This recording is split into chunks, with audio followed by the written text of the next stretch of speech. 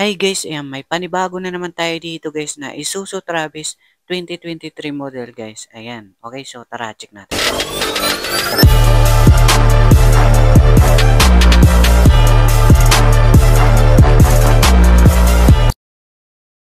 Panibago ulit guys, ayan, para sa mga naghahanap dyan ng Isuzu Travis sa karamihan nag-aabang dyan. So meron na tayo dito, kakarating lang to, okay? Ayan, so check natin dito sa gulong guys. Ayan, okay, so ayan, makapal pa guys, oh. Mga 85%, okay? 85% kasi napakabata pa nito guys.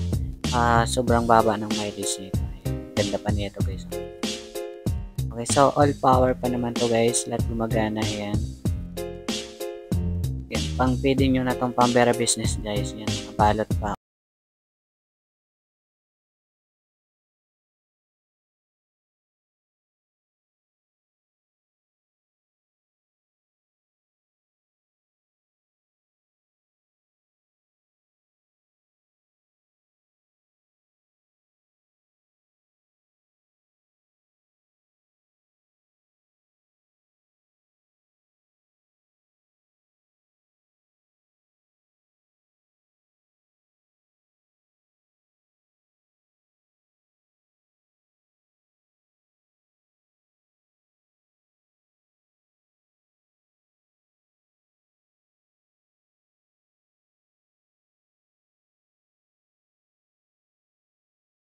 Mileage lang, sariwa pa to guys. Makikita nyo naman dun sa booklets yung mga record nyo, okay? Legit naman po. Dito guys, tingnan natin yung tools dito. Meron pa siya dito pambaba ng reserva. Nandun sa kabila yung mga jack. Dito naman tayo guys sa may likuran. Ayan, makinis pa naman yung body.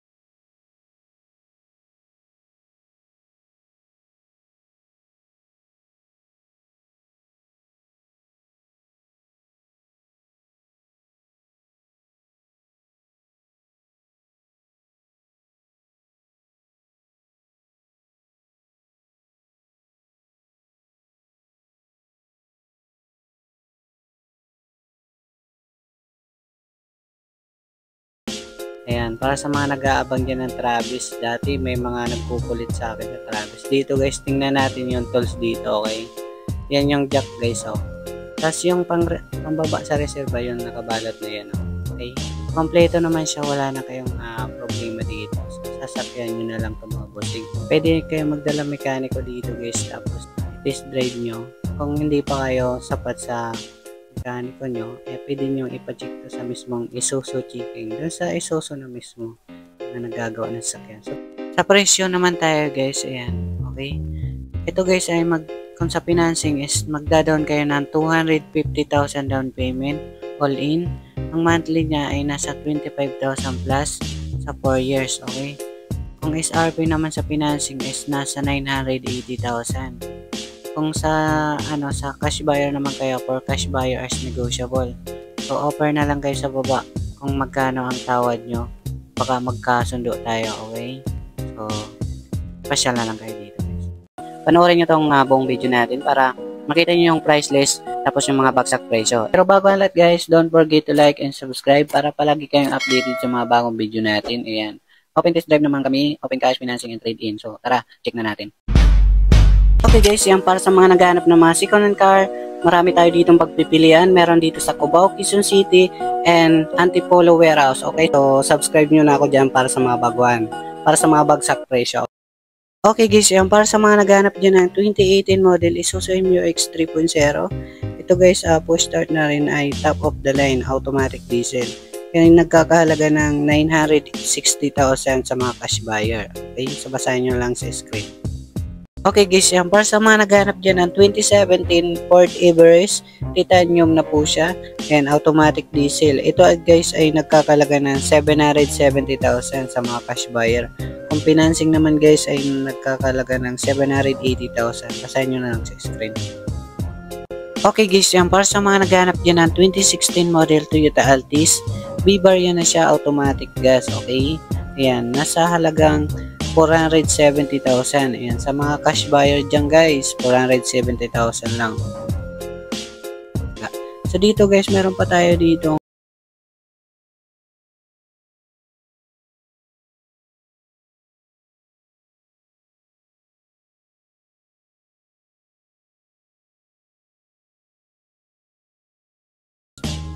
Okay guys, yan para sa mga naghanap dyan ng 2019 model Toyota Altis, ito na yung bagsak presyo niya guys. Okay, so automatic gas na siya.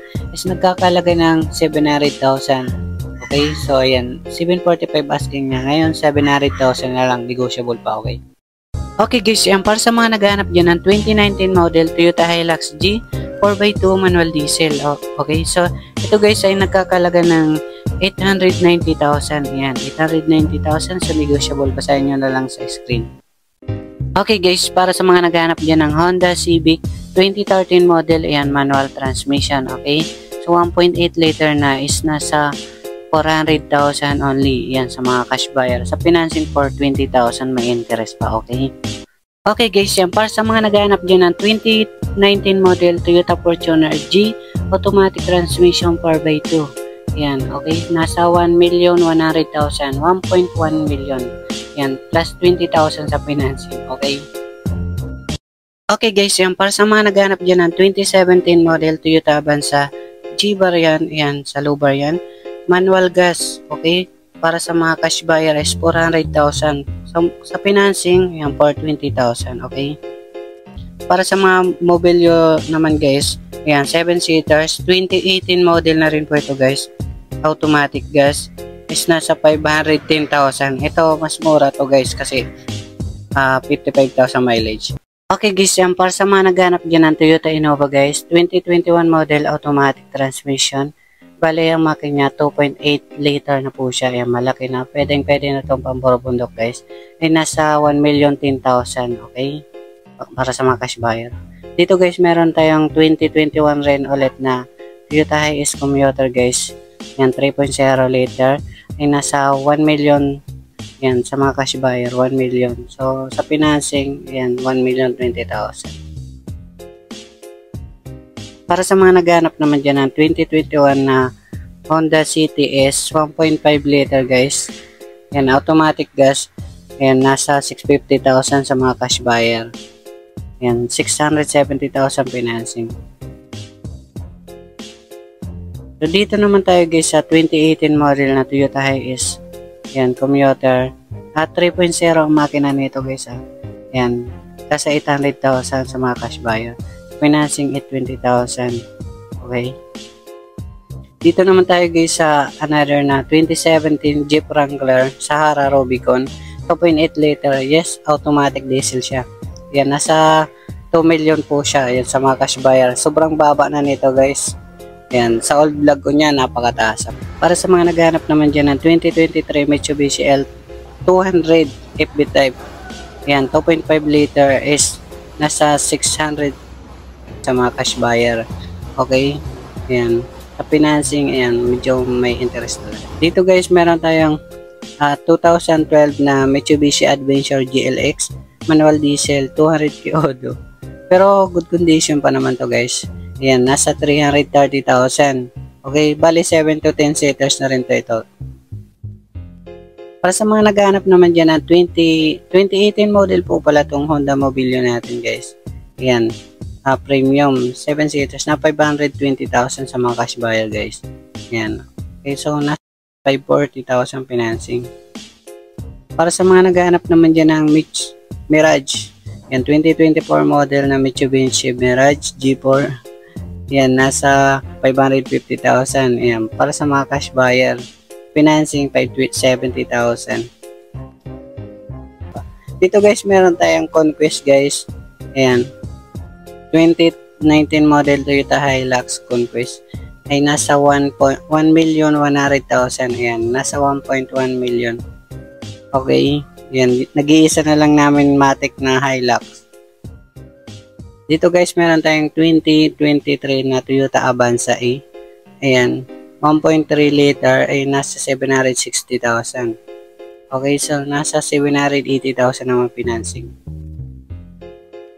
Para sa naghahanap naman ng Cherry Tiggo guys, yung mga high-tech na sasakyan din to guys. 2023 model Cherry Tiggo 1.5 liter, nasa 750,000. Ayan, sa mga cash buyer guys.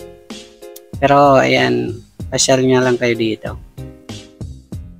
Para sa naghahanap naman dyan ng murang GL Grandia guys, 2011, ayan, 2.5 liter, nasa 770,000 lang po ito mga bossing. Ayan, may iba na kayong 12 seaters. Dito guys, meron tayong SUV, pinakamura namin dito guys. Ayan, Montero Sport GLS 2009 model is nasa 550,000 to mga bossing. Ayan, pwedeng financing, 570,000. Para sa mga naghahanap naman dyan ng Hyundai Stargazer guys, GL 1.5 liter, automatic. Ayan, nasa 780,000 na lang to mga bossing. Ayan, sobrang baba na rin nito guys. Okay. Dito naman sa kabilang warehouse guys, Antipolo warehouse. Bali, dalawa kasi ang warehouse namin dito mga bossing. Ayan. Meron pa sa kabila, yung na-vlog ko dito sa Cubao, Quezon City. Dito ang pinakamarami. Dito guys sa Antipolo, ayan, may iilan pa natira dito. Crosswind guys, 2017 model, 2.5 liter ay nasa 450,000. Ayan, yun natira natin crosswind dito mga bossing. Marami itong kasama dati. Dito guys, yung pinakamura namin ditong automatic guys. Yan, 2012 na Celerio, nasa 220,000. Fix na po yan guys ha. Ayan, huwag nyo nang bawasan kasi napakamura na. Dito guys, meron tayong 2017 na Crosswind kulay gray. Naghahanap dyan ng ganitong kulay. Ay nasa 410,000 to mga bossing. Ayan. Okay, so pwede pa naman negotiable dito kapag mga cash buyer kayo. Okay. Bali, nag-iisa na naman yung L300 natin dito, 2016 model guys. Ito guys ay nasa 460,000. Ayan. Last na tong L300 namin guys. Sana naman kunin nyo na to. Ayan. Yung Subaru natin dito guys, meron dito pa. 2014 model guys, Forester. Ayan, 2.0 liter. Nasa 530,000 na lang itong mga bossing. Ayan, napakamura na nito. Pero negotiable pa naman to guys. Yan, pwede pang mabawasan dito. Okay guys, yan para sa mga naghanap dyan ng 2023 model na Isuzu Travis. Ito meron na tayo dito guys. Ito sobrang sariwa pa, nasa 14,000 mileage lang. Yung nagkakalaga ng 960,000. Okay, so basahin nyo na lang sa screen. Yan, kontakin nyo yung cellphone number natin dito guys. Yan, ilalagay ko na lang sa screen, okay? Yan, tawagan nyo lang ako sa may mga katanungan kayo. Marami ditong pagpipilian. Okay, so yun lang guys, thank you po.